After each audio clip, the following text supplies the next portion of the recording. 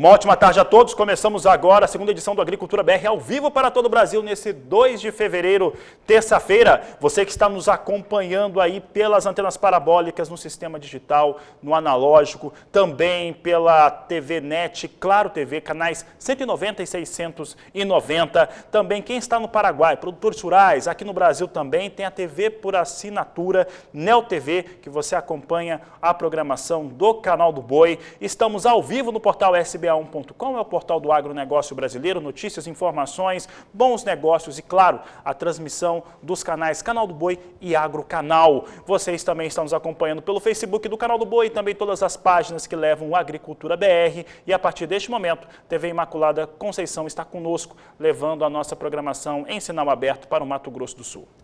Começa o programa de hoje falando a respeito de soja. Vamos falar muito de soja no dia de hoje por conta do andamento das lavouras. E nesta última segunda-feira eu trazia o boletim da AG Rural, que ela traz toda segunda-feira, tradicionalmente, os números atualizados em relação ao acompanhamento das lavouras. E esse acompanhamento da lavoura trazia uma situação de colheita no Brasil de 1,9%, cerca de 2,5 milhões de toneladas. E é sobre este assunto que eu converso com um dos analistas da AG Rural, o Adriano Gomes, que conversa conosco pela internet. Adriano, prazer conversar contigo aqui no Canal do Boi, no Agricultura BR, para falar a respeito das lavouras. A lavoura de soja, né, essa colheita, ela vem atrasada, tanto na comparação ao último ano, à última campanha, mas também na média dos últimos 5 anos. Como é que vocês estão avaliando a situação das lavouras? Boa tarde, seja bem-vindo. Olá, Fabiano, boa tarde.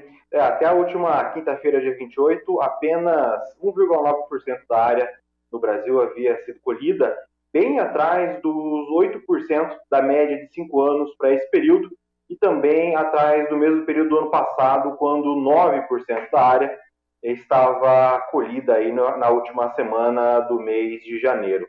Bom, já era esperado esse início esse atraso no início da colheita, já que o plantio também foi atrasado devido à falta de chuva lá no início da safra, Fabiano.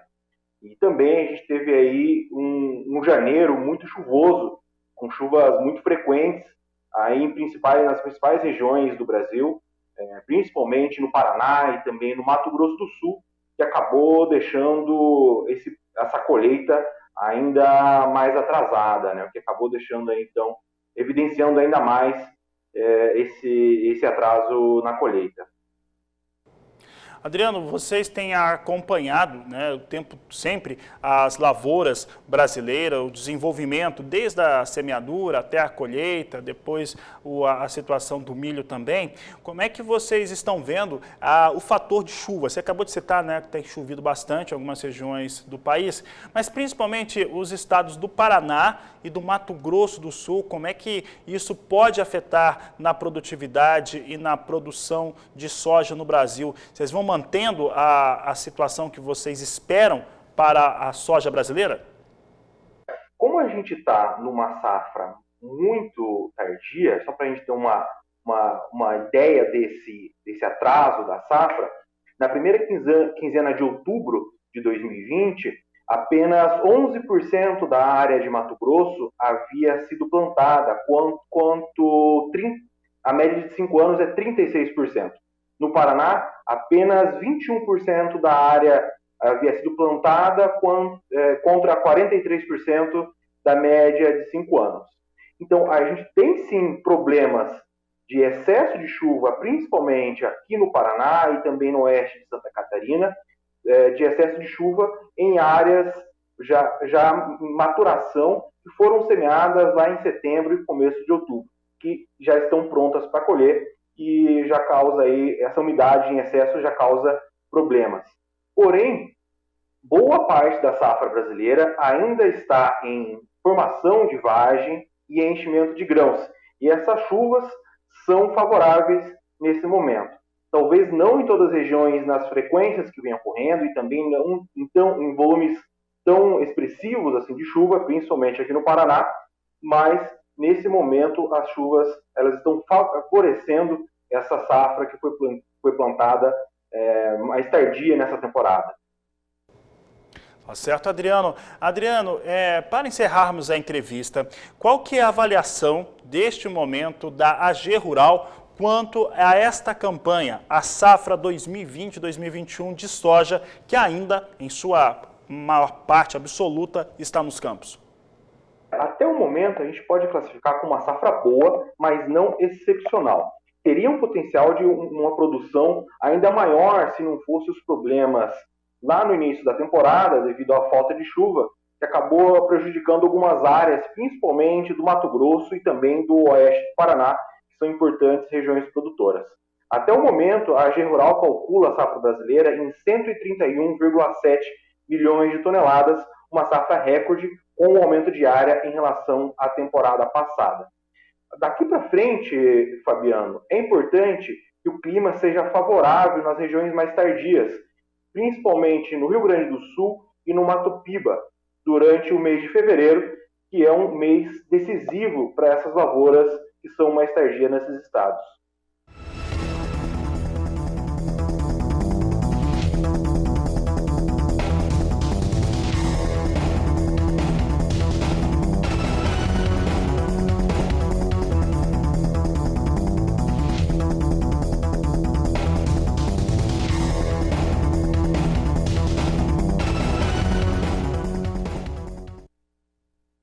Dando sequência ao assunto soja aqui na Agricultura BR, o estado do Mato Grosso do Sul é um dos estados, Mato Grosso do Sul e Paraná, que já tem áreas que estão sendo um pouco castigadas pelo excesso de chuva, o solo saturado com água. E isso tem já trazido perdas de produtividade e de qualidade dos grãos de soja.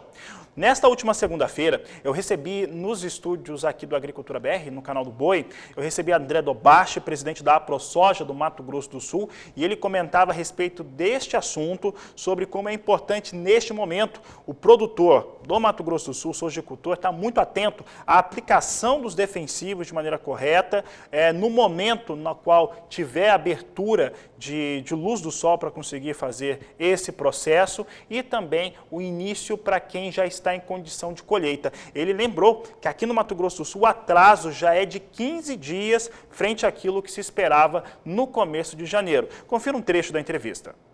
Agora, em janeiro, a gente observou volumes de chuva muito acima do esperado e que fez com que esses produtores tivessem aí parte da sua produção já afetada pelo excesso de chuva, que fez um aparecimento precoce das doenças de final de ciclo, e aqueles que já estavam com a sua lavoura adiantada em processo de maturação, eles estão já sofrendo sim com grãos ardidos, avariados, mofados, como a gente vê ali na região de Rio Brilhante, um pouco no centro do Mato Grosso do Sul, na região de Ribas do Rio Pardo, nesse centro onde existem lá os irrigantes que não utilizaram a irrigação, claro, em função do excesso de chuva, e tiveram a sua produção aí comprometida, com os grãos perdendo qualidade. E é isso que a gente vem observando a campo aí, né? Ainda são episódios isolados. Tanto é que quando a gente iniciou a semeadura da safra 2021, a gente já estava muito preocupado em função da seca que a gente vinha sofrendo,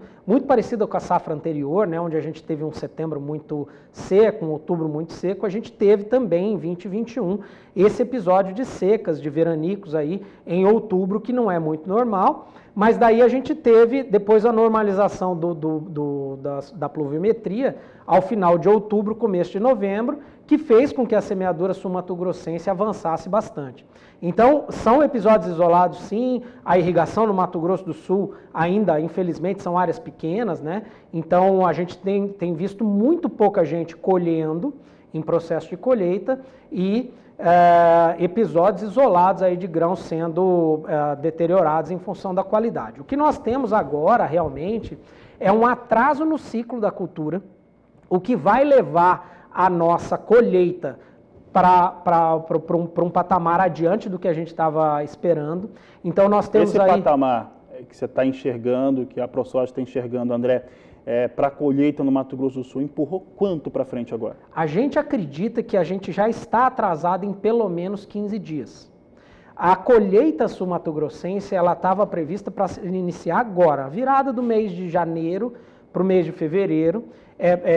Nas áreas mais adiantadas. Exatamente, como a gente viu, né, são os episódios isolados que eu estou falando que estão com problema de grãos, de qualidade de grãos, mas já agora, na primeira semana de fevereiro, já era para a gente estar com as pessoas se movimentando para colher. E o que a gente percebeu a campo, nesses últimos dias de projeto SIGA aí do governo, que a gente percebeu com os nossos técnicos a campo, é que as lavouras que eram para estar em R7, entrando em R7, R6 para R7, que é o processo de maturação fisiológica da cultura, elas ainda estão verdes e terminando seu processo de enchimento de grãos. Então, isso daí é pelo menos 15 dias de atraso na colheita, o que leva a gente para a última quinzena de fevereiro e coloca em xeque a janela de semeadura do milho segunda safra, que iria começar numa situação normal aí de 7, 10 de fevereiro e agora já está sendo empurrada aí para o final de fevereiro, o que liga um ponto de atenção para nós produtores em todo o estado.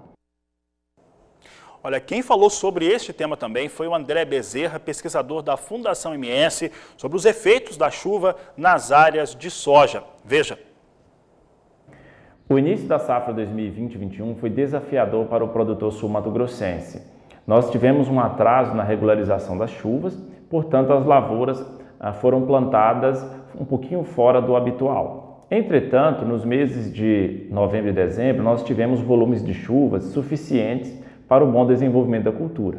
Já em janeiro, nós observamos um volume de chuva muito acima da média e alguns produtores levantaram algum questionamento sobre o potencial produtivo das lavouras em função de certo aumento, principalmente de doenças, e algumas áreas pontualmente ocorreu um aborto de vagens. Nós observamos que esse aborto de vagens, esse fenômeno, ocorreu quando teve condições ambientais favoráveis, como excesso de umidade, nebulosidade, que são condições onde a soja tende a equilibrar, né, o que ela está produzindo de fotoassimilados e onde ela vai fazer a alocação desse fotoassimilado, que é no grão que ela vai produzir. E isso pode ocorrer, já foi observado há alguns anos anteriormente.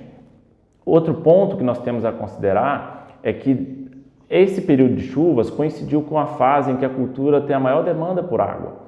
Então, nós observamos que a maioria das lavouras tem bom desenvolvimento, bom enchimento de grãos, e nós temos uma expectativa para uma safra boa, inclusive com médias superiores à safra anterior. O outro ponto que o produtor deve estar em alerta é para os próximos dias. Nós estamos nos aproximando da colheita e caso esse volume de chuva seja acima do normal no período de colheita, pode trazer algum tipo de problema, principalmente na qualidade dos grãos. Então o produtor precisa estar antenado e se programar bem para realizar uma boa colheita.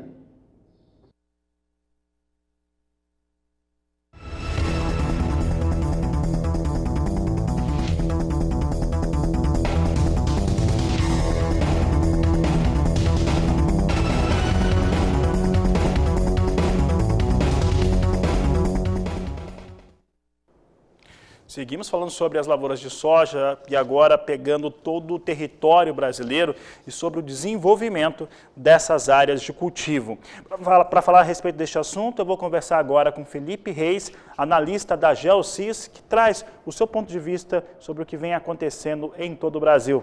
Felipe, um prazer falar contigo mais uma vez aqui no Agricultura BR, no canal do Boi, e eu quero saber a avaliação da Geosys neste momento para as lavouras de soja do país. Choveu mais, isso sobre áreas que estavam já com prejuízos causados pela falta de chuva, como o Rio Grande do Sul. Mudou alguma coisa em relação a essa perspectiva? Boa tarde, seja bem-vindo. Boa tarde, Fabiano. Sempre um prazer estar com vocês, né, mais uma vez. Então vamos lá. Como sempre, eu vou focar aí no NDVI, Índice de Vegetação, né, é o indicador que aponta o vigor das lavouras, e também vou focar na precipitação acumulada e umidade do solo. Falando primeiro do Brasil, a gente registrou nas últimas semanas fortes chuvas, principalmente no sul do país, né, desde Mato Grosso do Sul, que foi onde saiu um pouquinho do sul, e aí Paraná, Santa Catarina e Rio Grande do Sul. Para o Paraná e Mato Grosso do Sul, você pode aí ter alguns problemas relacionados a essa alta precipitação. Seria, então, para o Paraná, por exemplo, caso continue nesse ritmo, né, um atraso da colheita. Vamos lembrar que já teve um atraso da semeadura, não tanto quanto no Mato Grosso, mas houve um certo atraso também no Paraná, e também a disseminação de doenças, né? Para o Rio Grande do Sul, essas chuvas foram favoráveis, né? O Rio Grande do Sul sofreu mais com a seca em relação aos outros estados. Nós vínhamos com uma preocupação grande por parte desse estado em específico, e como o Rio Grande do Sul, a plantação, a semeadura é feita mais tardia do que outras regiões, essas chuvas foram bem favoráveis. Então, nossa estimativa, nós até revisamos um pouco para cima.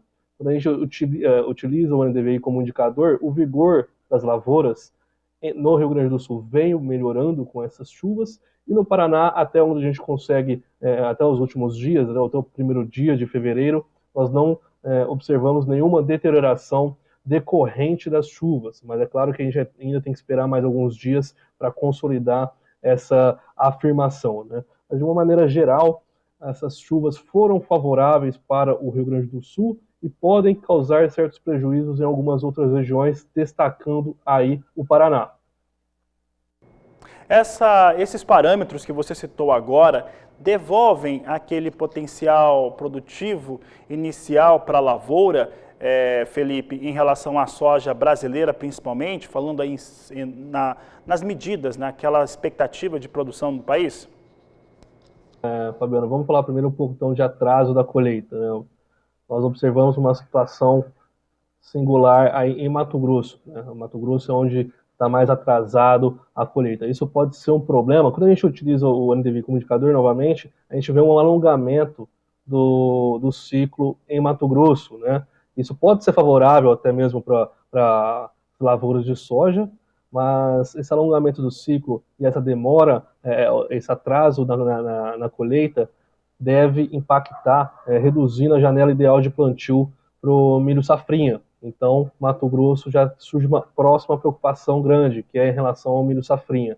Para as outras regiões, a gente ainda tem que ficar atento, porque realmente a gente pode ter alguns prejuízos, algumas reduções das estimativas estaduais em relação a ferrugens e a ferrugem asiática, e também a perda da qualidade da soja. Mas, de uma maneira geral, a nossa estimativa, por exemplo, que está um pouquinho abaixo da Conab, está em 130,8 milhões de toneladas, o que já seria recorde de produção nacional. Mesmo que a gente tenha uma queda ainda maior do que a gente espera, então vamos falar aí 126, 127 milhões de toneladas, ainda assim, fazendo uma análise histórica, essa seria uma boa produção nacional. Não seria a melhor produtividade, mas seria uma produção como um todo, devido ao aumento de área da soja, muito boa. Felipe, a Argentina talvez seja um dos elementos que mais tem pesado quando se fala, talvez não, seguramente é o que mais pesa quando falamos a respeito de produção na América do Sul, principalmente em torno das expectativas que estavam em torno de perda de 12 milhões a 14 milhões de toneladas nesta safra, e determinando muito os negócios internacionais, principalmente os valores de referência em Chicago. Lá na Argentina, a situação ficou melhor a ponto de a quebra não ser tão expressiva quanto estava se pensando antes? A Argentina, ela vinha com uma seca, assim como o Rio Grande do Sul, na verdade mais intensa que a do Rio Grande do Sul. A gente estava com uma preocupação muito grande em relação à Argentina. Quando nós fazíamos a observação dos dados, nós verificamos uma analogia, uma similaridade muito grande com os anos de 2018 e 2012. Foram duas safras muito ruins para a Argentina, né? Agora a gente já começa a observar a precipitação acumulada, ela está melhor do que 2012, está melhor do que 2018 um pouquinho, principalmente em Córdoba e em Santa Fé. Buenos Aires é onde está um pouquinho mais atrasado, a preocupação continua, mas se a gente pegar o coração da produção agrícola, falando de soja e milho na Argentina, fica ali entre Córdoba, Santa Fé e Buenos Aires. Então, essas chuvas, essa alta precipitação que aconteceu no Rio Grande do Sul também aconteceu na Argentina, principalmente Córdoba, Santa Fé e o norte, extremo norte de Buenos Aires. Isso favoreceu o desenvolvimento das lavouras, deve continuar se desenvolvendo bem, apesar de uma previsão de baixa precipitação para os próximos dias. Essa previsão de baixa precipitação não deve ser um grande risco se houvermos uma baixa precipitação apenas em curto prazo. Certo? Então, temos já que continuar monitorando a Argentina, mas a situação teve uma melhora na Argentina. A nossa estimativa hoje, que estava abaixo de 40 milhões de toneladas, tanto para milho quanto para soja, hoje gira em torno de 42 milhões de toneladas, tanto para a soja quanto para o milho. E caso as condições climáticas continuem favorecendo, é possível que a gente revise essa estimativa para cima. Felipe, para encerrar, como é que vocês estão, neste momento, enxergando a América do Sul? Porque os investidores, os traders lá na Bolsa de Chicago estão especulando e muito sobre a produção sul-americana. Quando a gente olha as previsões, Fabiano, como eu disse, para a Argentina, a gente tem uma tendência, uma expectativa de baixa precipitação, o que não deve ser problema em curto prazo. Em médio prazo, retorna aquela preocupação de quebra de safra para a Argentina, mas em curto prazo as condições estão satisfatórias no momento. Para o Brasil, nós temos uma expectativa de baixa precipitação no Paraná, em Santa Catarina e no Rio Grande do Sul, o que deve diminuir aí os riscos para o Paraná. Tá? Uma boa precipitação em Minas Gerais, Goiás e parte do Mato Grosso. Em Mato Grosso, isso pode atrasar ainda mais a colheita, o andamento da colheita, então isso pode ser um problema. Para Goiás e Mato Grosso, Minas Gerais, isso pode atrasar um pouquinho a colheita em Goiás, mas esses dois estados em específicos estavam sofrendo com uma seca nas últimas semanas. Então, caso nós tenhamos uma boa precipitação, depois as chuvas se normalizem, nós não devemos ter nenhum problema quanto à produção estadual nessas duas regiões. Tá certo, Felipe Reis, um grande abraço a você, obrigado pela participação no Agricultura BR. Por aqui eu sigo falando de soja e agora falando sobre o cenário internacional. Sabe por quê? Volatilidade é a palavra de ordem. O que nós temos no mercado norte-americano neste momento? Nós temos os investidores, os operadores, os traders, operando de uma maneira que eles estão, colocando no bolso, estão embolsando os lucros depois da disparada, né? Nós tivemos aí várias elevações seguidas para a soja na Bolsa de Chicago. E neste momento, no qual há essas incertezas que nós conversamos hoje, principalmente sobre o Brasil, no caso com Adriano Gomes, da AG Rural, e agora, há pouco, com Felipe Reis, da Gelsis, em relação à América do Sul como um todo, essas incertezas sobre a produção de soja na América do Sul têm sido determinantes para se definir os negócios em Chicago. Eles estão realmente esperando uma definição melhor aqui na América do Sul de colheita, já que eles não acreditam numa queda tão expressiva assim para a produção brasileira, argentina, paraguaia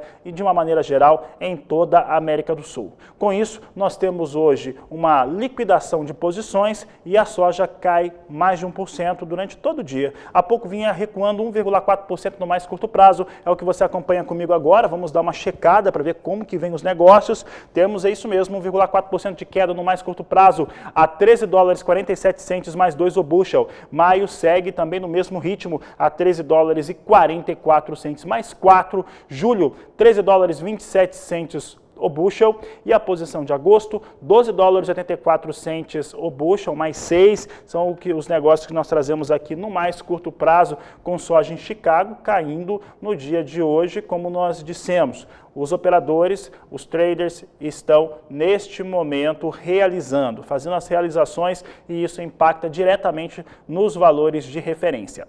Veja comigo agora como é que vem dólar. Dólar comercial é o que nós trazemos aqui. Dólar no Brasil caindo R$ 5,38 mais 6, queda de 1,16% para a moeda norte-americana. É o que nós temos neste momento, dólar caindo e dólar também, se tem volatilidade para soja, não é diferente para dólar aqui no Brasil não. E é sobre esse assunto que eu falo com o Walter Pulga Júnior, ele já está pronto para entrar conosco. Pulga, o que vem acontecendo no mercado financeiro e que influencia o dólar? Eu acho que tem muito a ver hoje com o impacto da política brasileira. Boa tarde, seja bem-vindo. Boa tarde a você, boa tarde a todos. De fato, o que ocorre lá em Brasília hoje tem forte influência sobre o dólar e principalmente para evitar que o dólar caia mais. O dólar perde valor frente a outras moedas de países emergentes, mas frente ao real perde até que pouco. Ronda aí perto de R$ 5,40. Na mínima chegou a 5,36, mas chegou a operar também acima de 5,42. De qualquer maneira, agora R$ 5,38 tem uma queda de 1,17%. Agora, tudo isso está ocorrendo porque há muita preocupação com o que ocorre em Brasília. O governo ganhou, né, o candidato do governo ganhou a presidência do Senado e o candidato do governo também ganhou a presidência na Câmara Federal. Isso é sinal de que podem ocorrer as privatizações, as reformas que não andaram tanto na gestão anterior de Rodrigo Maia, encaminhamento de discussões na área econômica. Isso tudo é uma perspectiva positiva, mas, de outro lado, há ruídos políticos na Câmara Federal. Há discussões da oposição sobre como essas eleições foram conduzidas, a interferência do governo, há questionamentos. Bom, isso traz algum receio para o investidor que trabalha no mercado de câmbio. Agora, o que acontece lá fora é que o dólar tende mesmo a uma baixa. Frente ao real, é que essa baixa não é tão acentuada como a princípio se esperava. Mas estamos ainda no primeiro trimestre deste ano, então é preciso ter calma para um ajuste do mercado na expectativa de que o real venha a se valorizar de fato frente ao dólar, pelo menos mais um pouco. Agora, o mercado reage bem, e bem mesmo, é na Bolsa. O mercado de Bolsa vem em alta acentuada hoje porque há uma alta acentuada também nos preços dos papéis da Petrobras. Petrobras tem um volume de negócios muito grande que influencia no índice Bovespa. Índice Bovespa que agora há pouco já operava na faixa de 119 mil pontos, mas agora opera aos 118.913 pontos. Índice Bovespa tem recuperação, a alta é de 1,19%, vem no embalo também de recuperação nas principais bolsas do mundo. Mas aqui, hoje, sobem mesmo são os papéis da Petrobras. Para se ter uma ideia, ações da Petrobras sobem agora, neste momento, quase 4,5%, mas já tiveram alta de quase 5% nesta manhã.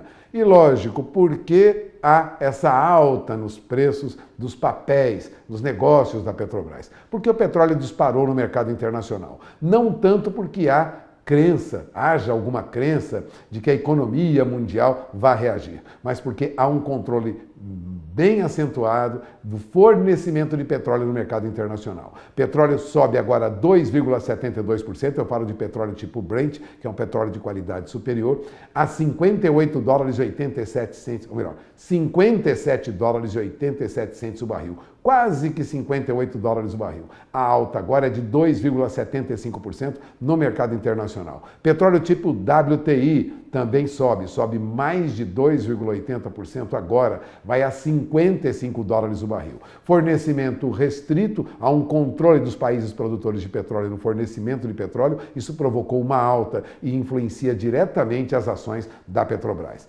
Petrobras influencia muito no índice Bovespa e as nossas bolsas vêm em alta, assim como ocorre com as principais bolsas do mundo hoje. Portanto, temos recuperação para a nossa bolsa, alguma valorização para o real, mas de olho na informação, porque ainda temos o câmbio muito mais elevado do que a princípio se esperava para este ano.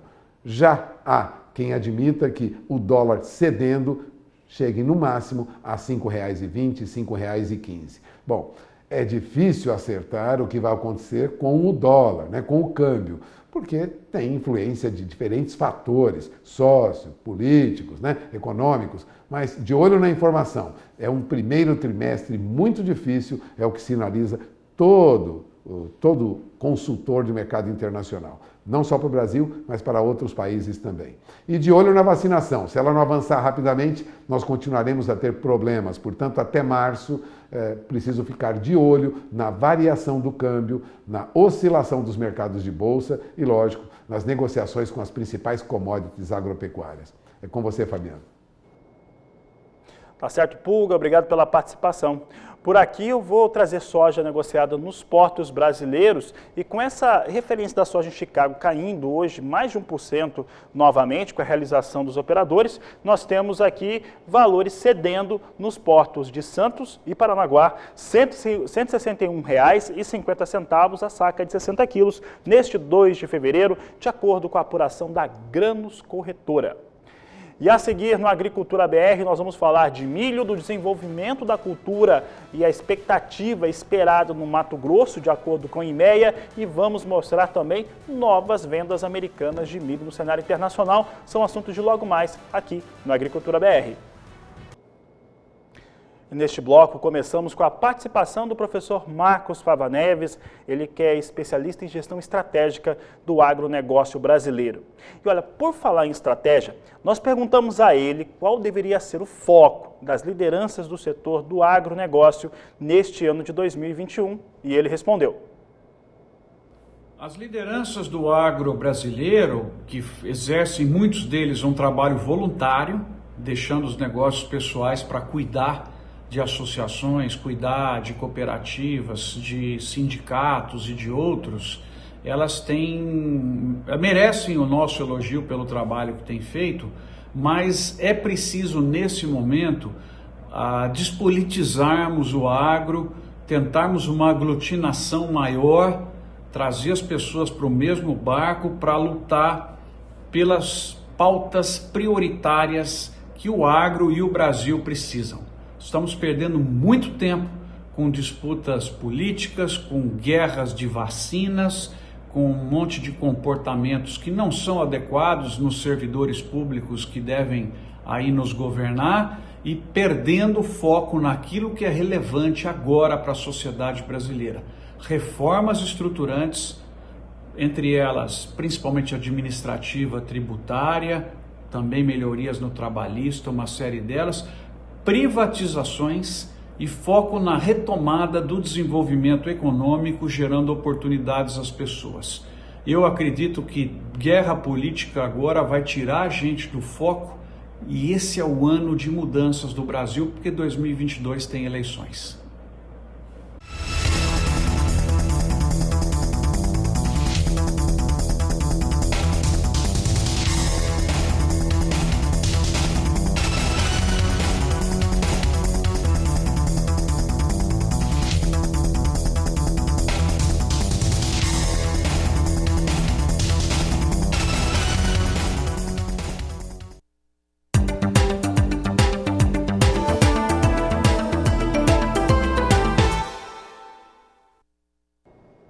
O Instituto Mato Grossense de Economia Agropecuária, o IMEA, manteve as suas projeções para a segunda safra de milho no estado de Mato Grosso. Em relação à área, espera-se uma área 5% maior do que a campanha 2019-2020, atingindo pouco mais de 5.630.000 hectares. Em relação à produtividade média, 106,28 sacas por hectare, longe das 109,02 que foi atingida na safra passada. Vamos ver os números aqui do resumo do IMEA em relação à segunda safra de milho no estado do Mato Grosso. 5.690.000 hectares, como eu disse, 5% de alta. Produtividade mais baixa do que a do ano passado. Agora 106,28 sacas contra pouco mais de 109 sacas no último ano. Já a produção estimada é de 36.290.000 toneladas, uma alta de 2,38% frente aos 35.450.000 toneladas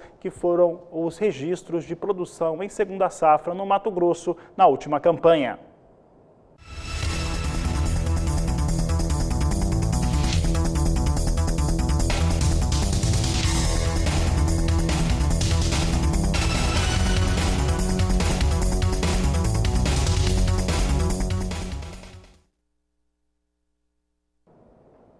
A Agricultura BR traz agora os números que foram apresentados pelo Departamento de Agricultura norte-americano, depois de exportadores informarem novas vendas do cereal para o México, pouco mais de 115.000 toneladas que foram vendidas para os mexicanos para entrega ainda na campanha 2020-2021. E olha, você sabe que os americanos estão vendendo muito milho, o assédio, principalmente da China, na última semana foi forte, foram quase 6 milhões de toneladas de milho vendidos para entrega ainda na campanha atual. Hoje, nessa segunda-feira, tivemos a apresentação do Departamento de Agricultura americano de novas vendas em volumes menores, mas mantendo ali aquela disposição, né? Continuando vendendo muito. Mas milho volta a cair. Hoje é o que a minha equipe me adiantava há pouco. Vamos saber como é que vem milho agora. Pode colocar na tela. Milho recua e recua mais de 1% agora. Posição de março, $5,42 mais 6. O bushel perde 1,03% neste momento. Maio, $5,42 o bushel, também vindo com a mesma perda. Julho, $5,31 o bushel, perde um pouquinho mais. E a posição de setembro, a $4,68 mais 2 o bushel. São os negócios que nós temos neste momento com milho negociado na Bolsa de Chicago. Nós vamos para o intervalo comercial, daqui a pouco eu falo de café, mercado futuro do café arábica e também robusta e o mercado físico nacional daqui a pouco, depois do intervalo. E com a disparada dos preços do milho e do farelo de soja no último ano, os suinocultores brasileiros viram seus custos de produção dispararem. Pior do que isso é que o cenário neste ano de 2021 também não deve ser dos melhores, em especial neste primeiro trimestre. Eles continuam com os custos de produção extremamente altos e viram, principalmente por conta também do fim do auxílio emergencial, a queda para os valores de negociação para o suíno dentro do país, e mesmo com a carne suína custando um pouco mais baixa, não tem ali uma procura sobre a carne suína que compense os valores de custos de produção que foram praticados. Um outro elemento é em relação ao acesso do produtor de suínos aos seus principais insumos. Por conta disso, Marcelo Lopes, presidente da Associação Brasileira dos Criadores de Suínos, conversou com o jornalista Walter Pulga Júnior e explicou que o setor precisa de apoio para negociar no mercado futuro do milho e também torce para uma aceleração na vacinação contra o Covid-19, e é o que você confere agora nesta entrevista. Pesquisas recentes apontam que o custo de produção para o suinocultor subiu e subiu muito. Em 2020 teria, em alguns casos, uma alta de 50%, em outras um pouco menor, mas o custo de produção subiu muito. Eu tenho aqui comigo o presidente da Associação Brasileira dos Criadores de Suínos, Marcelo Lopes. Obrigado, Marcelo, por ter aceito o convite. Vamos falar sobre essa problemática agora que veio, né? Além da pandemia, das dificuldades, preços que oscilam, nós temos aumento acentuado do custo de produção. E eu pergunto, o custo subiu muito a ponto de inviabilizar a suinocultura? E, sem dúvida nenhuma, esse é um grande problema que nós estamos vivendo hoje, né? Já em 2020, a gente já teve aí aumentos realmente que extrapolaram, né, a normalidade da situação que a gente sempre viveu. E agora, com 2021 também, a gente já vem também recebendo uma série de aumentos aí que estão, de uma certa forma, nesse momento, ultrapassando já os preços pagos. O custo hoje a suinocultura, nos principais centros de produção, ela já trabalha com prejuízo considerável. E a gente vê com muita preocupação, porque perspectivas que nós temos aí, principalmente dos grãos, milho e soja, que são os principais insumos da suinocultura, são perspectivas de alta. Então, a gente já vê com muita preocupação, porque o preço vem recuando, que é normal nesse primeiro trimestre, né? Normalmente, o primeiro trimestre são preços menores pagos ao produtor, e hoje a gente trabalha já com prejuízo aí bem considerável nos principais centros de produção.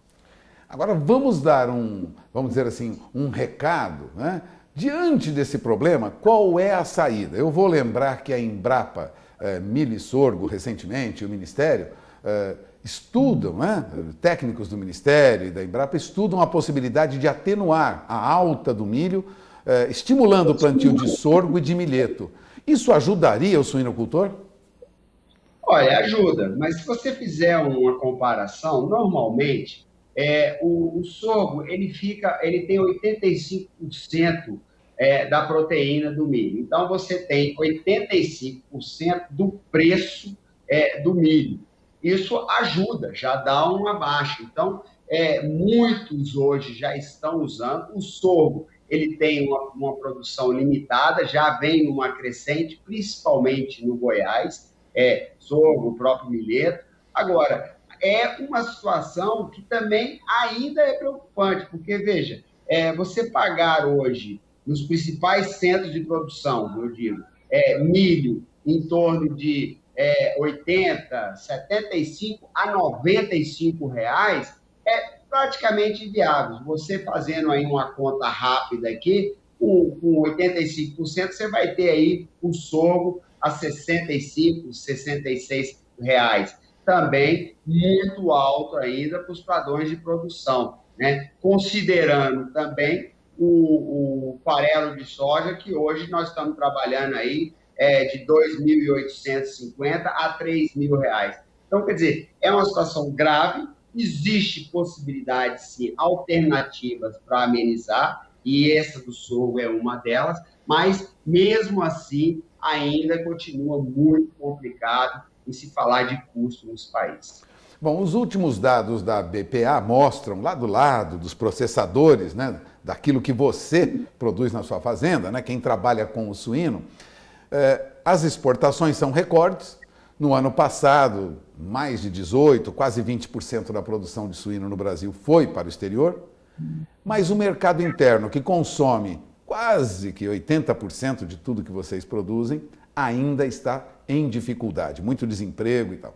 A perspectiva para a suinocultura, olhando para o lado do custo, olhando para o consumidor brasileiro e olhando para a exportação, há uma saída ou nós vamos ter problemas como anos atrás, muitos suinocultores desistindo da atividade?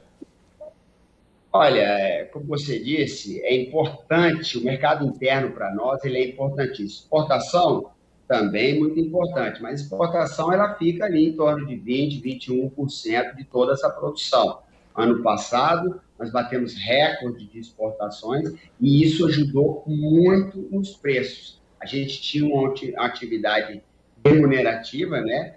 Até meados de janeiro, aí, até janeiro desse ano, aí, a coisa veio funcionando. Então, naturalmente, esse primeiro trimestre, como eu disse, ele cai um pouco as exportações, então você tem uma oferta maior no mercado interno. Isso impacta diretamente no preço. Quando você aumenta a oferta, os preços, claro que caem. Então, esse momento é um momento crítico. E tem um outro detalhe importantíssimo que ajudou muito o ano passado. A injeção, essa contribuição financeira que o governo federal estava dando, né? A gente fez algumas pesquisas pontuais e, segundo essas pesquisas, esse dinheiro estava indo diretamente para a alimentação. E dentro dessa linha de alimentação, quase mais de 50% comprando proteína. E aí foi realmente uma grande salvação para toda a cadeia de proteína, porque esse dinheiro entrava e automaticamente a população vinha na compra de proteínas. Outro fator que influencia, aí eu acho que de uma forma positiva, mas nós vamos precisar entender como é que vai ficar a economia do país, porque o preço do bovino, ele se distanciou, se descolou, né? Hoje a gente está com o preço de bovino internacionalizado. Então, a proteína que serve ali no momento, né, de alternativa, você vem aí com frango, com os ovos, e a carne suína. Só que a carne suína, neste momento, ela tá num processo de substituição, desde que a população tenha o poder aquisitivo para comprá-la. E a gente tem sentido, nesse primeiro momento, que o poder aquisitivo da população, sem essa contribuição financeira, tem sido muito baixo. Daí os problemas que nós estamos vivendo hoje em relação aos preços pagos aos produtores. Agora, diretamente para o presidente da Associação Brasileira dos Criadores de Suínos. Qual é a reivindicação, qual é a defesa que a BCS faz para contornar esse período mais difícil agora no primeiro trimestre? Olha, a gente tem várias linhas aqui de trabalho. Eu acho que no primeiro momento a gente precisa primeiro fazer um trabalho muito forte para segurar esse nosso milho aqui. Mercado futuro, importantíssimo trabalhar, travar esse mercado futuro de milho para que a gente possa ter melhores preços, né? A gente vai ter aí uma safra, uma safrinha, né, de milho, uma expectativa de grande produção no país. Então, a gente está trabalhando, primeiro, em conseguir recursos, né, para que o produtor possa fazer esse mercado futuro, fazer essas compras futuras e aí conseguir um preço melhor. E no segundo momento, claro, né, entender como vai ficar essa situação do governo. Se a gente entender que esse auxílio não é mais possível, que é o que nós estamos vendo, a gente precisa realmente procurar outras saídas junto ao governo, e aí na questão de crédito, na questão de prolongamento, né, de algumas dívidas dos produtores, dívidas de financiamentos de investimento. Então, muita coisa está na mesa, a gente precisa entender também como é que vai andar essa questão da vacinação. Ela é muito importante para que a economia rode. Outra reivindicação que a gente tem feito junto ao governo federal é que ele adiante essa questão da vacinação, porque automaticamente a economia ela volta a girar. E para nós, esse impacto da economia parada, esses lockdowns que são feitos pontualmente, aí você está vendo São Paulo, você está vendo aí o Norte, enfim, o país todo vivendo problemas com a pandemia, ele tem uma paralisação no consumo e vai impactar. Então, são trabalhos pontuais, seguindo nessa questão dos grãos, a gente trabalhando forte junto ao Ministério da Agricultura para conseguir crédito ao produtor diretamente e facilitar o acesso. E essa questão da vacinação também, ela é muito importante, nós estamos acompanhando de perto. Bom, você acaba de ouvir Marcelo Lopes, ele é presidente da Associação Brasileira dos Criadores de Suínos. Fica o recado aí para o suinicultor. A BCS trabalha agora para defender aí, pelo menos minimizar, defender políticas que minimizem aí a pressão sobre o setor. Passamos o recado, Marcelo? Passamos o recado, agradeço aí essa oportunidade, estamos sempre aqui à disposição para atendê-los. Walter Puga Júnior, de São Paulo.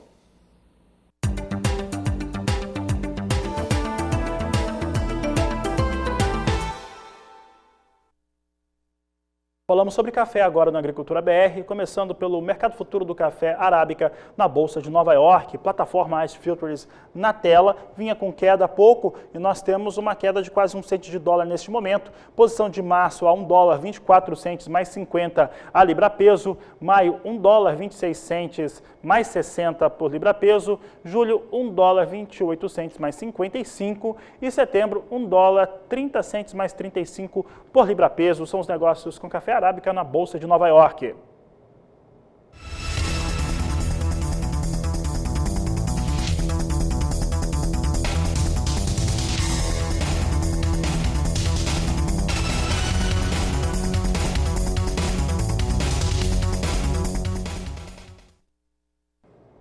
Café robusto é o destaque agora do Agricultura BR. Veja na tela comigo como é que vem as posições negociadas agora para o robusta, referência para o Conilon aqui no Brasil, queda, caindo aqui 0,83% no mais curto prazo. A posição de março vem a 1.309 dólares a tonelada. Maio, 1.327 dólares a tonelada com queda de 0,67%. Julho, 1.338 dólares e a posição de setembro, 1.353 dólares a tonelada. Cafés hoje perdendo tanto o arábica em Nova York quanto o robusta na Bolsa de Londres.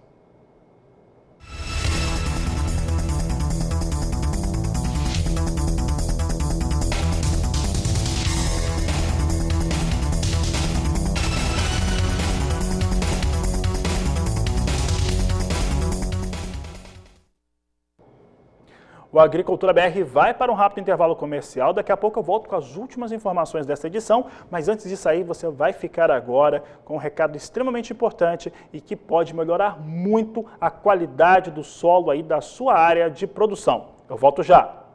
Essa última segunda-feira foi marcada pelas eleições no Congresso Nacional, com a eleição dos presidentes das duas casas. Quem fala a respeito do que ocorreu nessa última segunda-feira é a repórter Berenice Leite. O clima começou bem tenso e com um esquema de segurança e sanitário diferentes na capital da República. Mas no final, depois de muita discussão, o candidato do Centrão, Arthur Lira, conseguiu uma vitória expressiva contra Baleia Rossi, deputado que era apoiado pelo ex-presidente da Câmara, Rodrigo Maia. Sou um deputado igual a todos. Não sou e nem serei a cadeira que irei ocupar temporariamente nesta legislatura. Tenho consciência do que sou. Estarei presidente. Toda glória é efêmera. E na vida pública, o essencial não são as pompas, mas o que deixamos como legado. No Senado, o candidato democrata Rodrigo Pacheco também venceu com folga a senadora do MDB de Mato Grosso do Sul, Simone Tebet. Olha, isso mudou bastante os cenários hoje para o mercado financeiro aqui no Brasil. E olha, vamos falar agora a respeito do desenvolvimento do óleo de palma lá no estado do Mato Grosso. Quem fala a respeito do assunto é o repórter Valdir Pacheco. Com o objetivo de conhecer as características químicas do óleo produzido em cultivos de palma de óleo em Mato Grosso, a Embrapa Agrosilvio Pastoril de Sinop está desenvolvendo uma pesquisa para indicar o melhor uso para o produto, visto que o óleo tem múltiplas funções. Bem, o nosso projeto começou em 2011, ele nasceu de um trabalho feito pela Embrapa, que é um zoneamento agroecológico. Nesse zoneamento agroecológico foram apontadas áreas no Brasil que seriam aptas para o cultivo do dendê, que nós chamamos no meio científico de palma de óleo, mas é a mesma cultura. E esse trabalho tem como objetivo avaliar o dendê em diferentes regiões do Brasil. Essas regiões são consideradas aptas para cultivo com base nesse estudo, e uma dessas regiões do Brasil é aqui o norte do estado do Mato Grosso. Então o objetivo é avaliar a cultura com base no fator que é mais decisivo para a produtividade, para a difusão da cultura, que é o fator água. Então o foco do trabalho é o manejo hídrico. Nós avaliamos a cultura em diferentes níveis de irrigação, sendo que um deles inclusive é o sequeiro, ou seja, sem irrigação, sem água, contando apenas com chuva. Então nós temos aí já um histórico de 10 anos de experimento, mas efetivamente a produção começou depois de 4 anos de cultivo, ou seja, lá para 2014, 2015 a gente começou a coletar dados de produção e nós já temos algumas informações interessantes, só que é interessante continuar essa pesquisa porque é uma cultura perene, ela pode produzir aí por até 25 anos, então nós ainda temos muitos dados a coletar para conseguirmos indicar realmente se a planta precisa de água e o quanto ela precisa de água. Na verdade, esse é um óleo que não é muito conhecido no nosso país, mas é um óleo mundialmente conhecido. É o óleo, inclusive, mais consumido, demandado e ofertado do mundo, superando a soja. Apesar de nós, brasileiros, não conhecermos, é um óleo muito utilizado em várias finalidades, principalmente alimentícia, claro, mas também pode ser usado para fim energético, para cosmético e outras finalidades mais, né? É um óleo com alto valor agregado e múltiplos usos. E nós temos inclusive interesse em entrar mais nessa parte, conhecer mais as potencialidades do óleo, as finalidades, os novos usos, mas o que nós temos hoje bem estabelecido é a indústria alimentícia com certeza, inclusive o nosso país não consegue ser independente no fornecimento desse óleo, nós ainda importamos o óleo de palma. Então esse trabalho tem uma grande força em relação a isso, sermos capazes de produzir óleo suficiente para suprir a nossa demanda interna. No Brasil, a palma começou a ser cultivada no Rio de Janeiro e na Bahia, mas foi na região amazônica que melhor se adaptou, de acordo com a Abrapalma, Associação Brasileira de Produtores de Óleo de Palma. Mas ao sul do estado, mas principalmente nosso interesse é a região de transição. porque também nós estamos bem perto da floresta amazônica, nós estamos preocupados com a questão da sustentabilidade das áreas de produção, seja na Amazônia, seja no Cerrado, e em todas as áreas, adequando, né, visando o uso mais otimizado dos recursos naturais.